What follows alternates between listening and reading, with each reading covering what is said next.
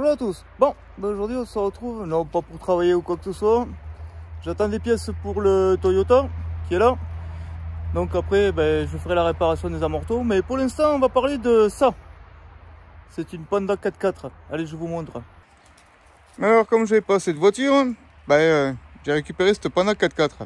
Bon, alors cette Panda 4x4, c'est un ami qui me l'a donnée. Donc elle a eu quelques soucis. Donc maintenant, il va falloir que je la remette en état. Bon.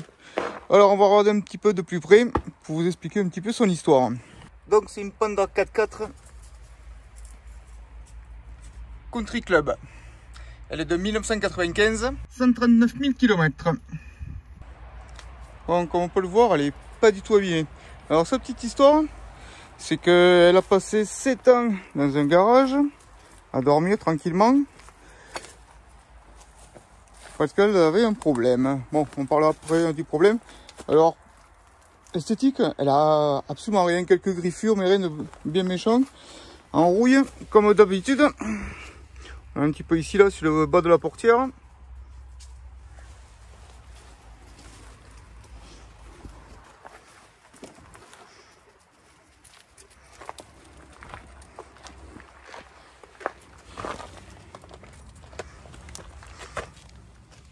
Et un peu ici, sur le bas de la portière.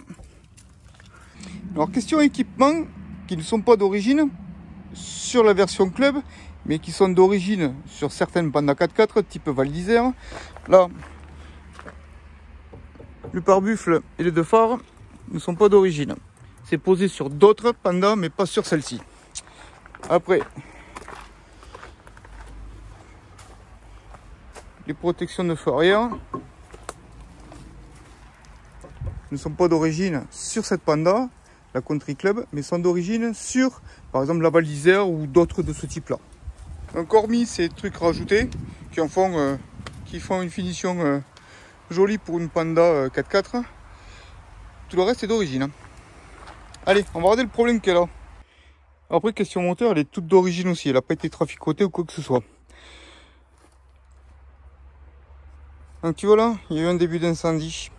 Bon, allez, j'enlève tout ça là, puis tu verras de plus près. Bon, voilà, là on a retiré le filtre à air. Et comme tu peux voir ici à ce niveau, il y a des fils qui ont cramé. Donc, il y en a quelques-uns qui ont chauffé. Ça a brûlé. Bon, alors le départ d'incendie vient de là. Le pourquoi du comment, j'en ai aucune idée pour l'instant. Hein. Je sais pas du tout. J'en ai aucune idée.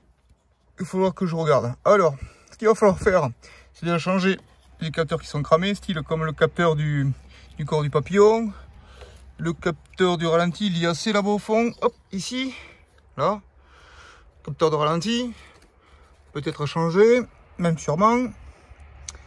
Les fils pour l'injecteur, ici monopoint, hop, qui ont complètement cramé. Ici, cette durite là, hop là, qui va au capteur map qui se trouve ici, dessous, qui a cramé. Après, le plus important, c'est ça, c'est tous ces capteurs à changer. Et surtout, hop là, à reprendre, à démonter tout ce morceau de faisceau là, pour voir jusqu'où c'est que ça a cramé. Dans le faisceau. Et reprolonger les fils, machin, et voilà, tout est quinti. Hein. On connaît l'histoire. Et après, c'est de le faire redémarrer. Bon, bien sûr, avant de la faire redémarrer, vu que ça fait 7 ans qu'elle n'a pas tourné, il y aura quelques vérifs à faire avant. Mais ça, je vous montrerai comment on fait pour faire les vérifs avant de la démarrer. Bon, ben voilà où c'est qu'elle en est, ma bestiole. Tiens, tu veux voir un petit peu l'intérieur, comment c'est foutu? Tiens, tu vois, ça va te faire rire. Regarde. L'ouverture de la porte automatique. Il y a un point dur sur la porte. Hop, regarde. Donc ça aussi, ça sera réglé. Je pense que ça vient de la charnière en bas, là. Hop, ici, là. À regarder pourquoi ça s'enfonce mal ou autre. Bon, bref, on n'en est pas là. Voilà, s'il vous plaît. 2 vitres électriques. Bon, après, c'est une Panda, pour ceux qui connaissent, c'est une Panda traditionnelle. Hein.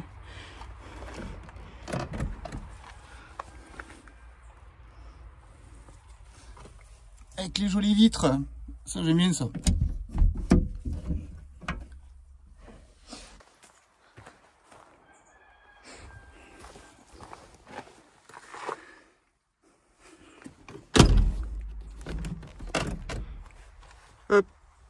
cendrier s'il vous plaît pour les passages arrière.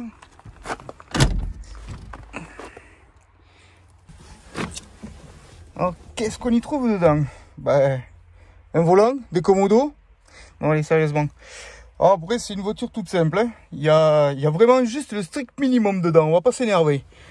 Alors sur certains modèles tu les as pas. Ben, sur celle-là ils y sont. Les baffles avec les caissons d'origine, chaque côté là. Bon forcément il y a un poste qui va avec. Ça c'est rigolo aussi. C'est un cendrier. Hein.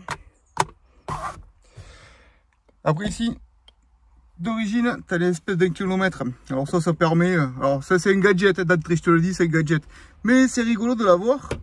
Quand tu vas faire du tout-terrain un peu, ben, tu as la voiture qui, je pense, dans tous les sens. Alors attends, on va faire bouger. Ouais, ça suffira pas de le faire bouger. Mais plus tu t'inclines, ben, plus tu as le truc qui réagit. Alors ici, tu as les commandes de chauffage. Hop, tout ça là. Vitesse 1 et 2. Ça, c'est pour allumer veilleuse, machin. Ça, c'est pour l'anti-givrage arrière. Ça, c'est pour les cylindres arrière. Ça, c'est pour l'anti-brouillard arrière. Et ça, c'est le feu de détresse. Et bien sûr, et une horloge analogique. Après le tableau de bord, bon, je pourrais pas te mettre de jus parce qu'il n'y a pas de batterie pour l'instant. Hein, tu comprends bien. Puis avec tout le faisceau qui est ouvert, je ne vais pas te mettre le jus. Mais on a le minimum. Hein. Compteur kilométrique, l'essence, température de chauffe. Et après, hop, ici, tous les petits foyers qui peuvent s'allumer.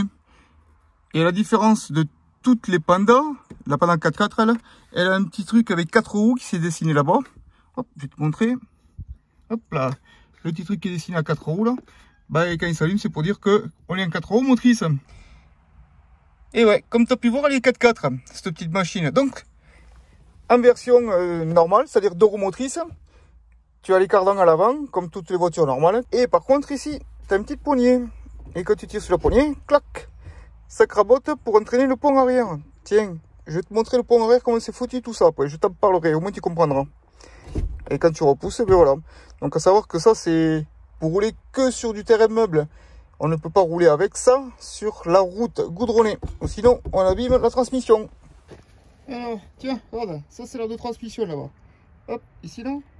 Regarde, je te montre avec le drone, mais le focus il fait pas. Donc là, tu as l'air de transmission, hop, qui va sur le pont arrière. Ici. Et après, l'air de transmission il part de devant, enfin du central, ici là, hop, et il part, clac, sur la boîte à vitesse là-bas devant. Et la petite poignée là que tu vois là, hop, c'est celle que j'ai tirée tout à l'heure pour enclencher ou désenclencher les 4 roues motrices. Après, comme tu peux le voir, le dessous, il n'est pas rouillé du tout. Il est super propre.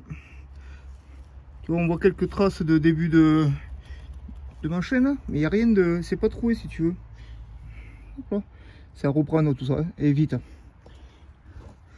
Il y a encore toutes les protections d'origine. Tu vois là, là, en fin de compte, ça commence à partir, la peinture. Tu vois, la peinture de protection commence à partir, et puis ça commence tout doucement à prendre. Donc ça sera traité de suite, ce morceau de rouille là. Puis forcément, elle a la galerie des petites 4x4. J'aime bien cet engin, c'est vachement rigolo quoi. Ben donc du coup tu vois j'ai récupéré cette petite Panda. En fait quand je vais t'expliquer pas l'histoire de la Panda mais vite fait pour que je la récupère. Tu as vu là j'ai le toy en ce moment qui est en rade à cause des amortisseurs à l'arrière. Bon je peux rouler pour aller au village vite fait mais bon c'est ça, je peux pas aller plus loin. Par contre j'ai pas d'autre caisse. Enfin si j'ai le Jeep Cherokee 4 litres pour rouler. Mais une fois qu'il sera vendu celui-ci j'ai plus de caisse en rab si tu veux pour rouler pour moi. Donc je me suis dit que ce serait pas mal d'avoir cette petite bestiole pour pouvoir rouler quand j'ai un véhicule qui est arrêté. Alors ça va faire la voiture de dépannage. Et comme j'aime bien tout ce qui est 4x4, voilà pourquoi une Panda 4x4. Puis je trouve ça rigolo. Bon, j'en ai déjà eu une, que j'avais déjà préparée, que j'avais déjà montée en plus 4 cm je crois. Tiens, je te mettrai une photo de cette bestiole que j'avais montée. C'était avant que je commence les vidéos, hein. Ça fait un petit moment. Donc je te mettrai une photo vite fait et au moins tu verras la gueule qu'elle avait, celle que j'avais avant.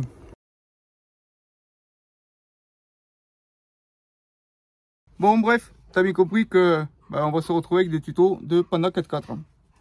Bon bah écoute, je te remercie d'avoir suivi, puis je te dis à la prochaine.